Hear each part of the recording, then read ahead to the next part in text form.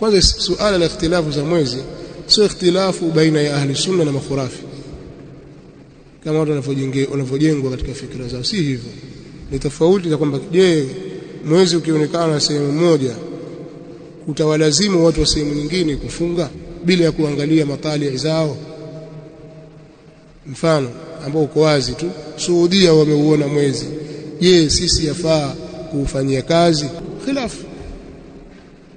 Na hili jambo liliwahi kutolewa ufafanuzi siku moja, nilikuwa nikielezea hadithi ya Ibn Abbas, ile hadithi ya kisa cha Quraib pale Al-Khair, nilizungumza ile jambo kama hivi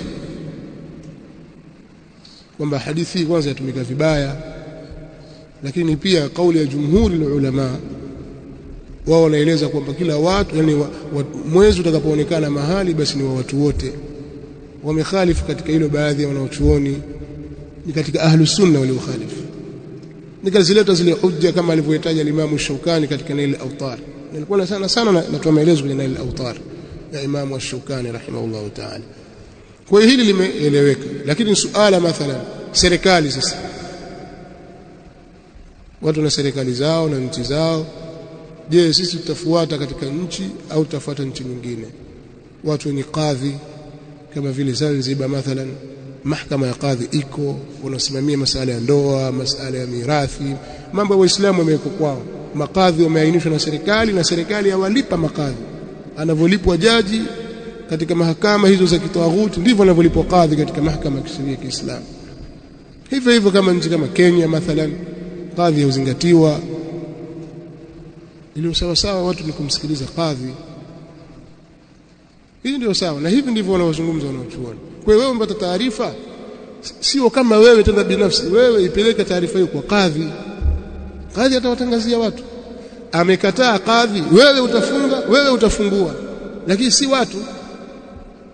Wewe utasubiri watu sasa baada, lakini kufunga utafunga na kufungua utafungua, kwa sababu umeyakini, umeuona aliyepewa mamlaka hakufanya. Alafu nikaja kwenye nchi yetu sasa, hii nchi ilivyo, mataasisi makubwa, mfano kuna kama BAKWATA ni taasisi, leo anakuja huyu, kesho anakuja yule, kile mmoja anakuja na yake, lakini msimamo wao hawataki mwezi wa mtu mwingine utangaze wao. Lakini pia kuna taasisi zimesajiliwa kama hizo, kuna BASUTA, sijui JASUTA, sijui kitu gani, chini yake kuna mataasisi mengi, na wao pia wanazingatiwa kama wengine, kama wanavyozingatiwa BAKWATA, kiasi ambacho yafika wakati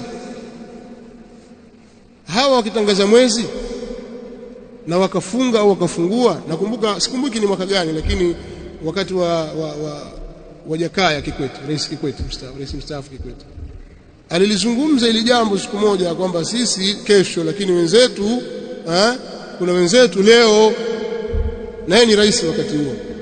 Kwa maana kiongozi kama kiongozi wa nchi awazingatia hawa. Kwa hiyo hali hii ni tofauti na sehemu nyingine, si mmenifahamu? Kwa hiyo wadhu kama huu huwezi kuambia tumsikize mufti tu bwana, au hapana watu wasimsikilize mufti. Huwezi kuzungumza maneno kama haya, kwa sababu tayari serikali yenyewe yatambua uwepo wa hali hii.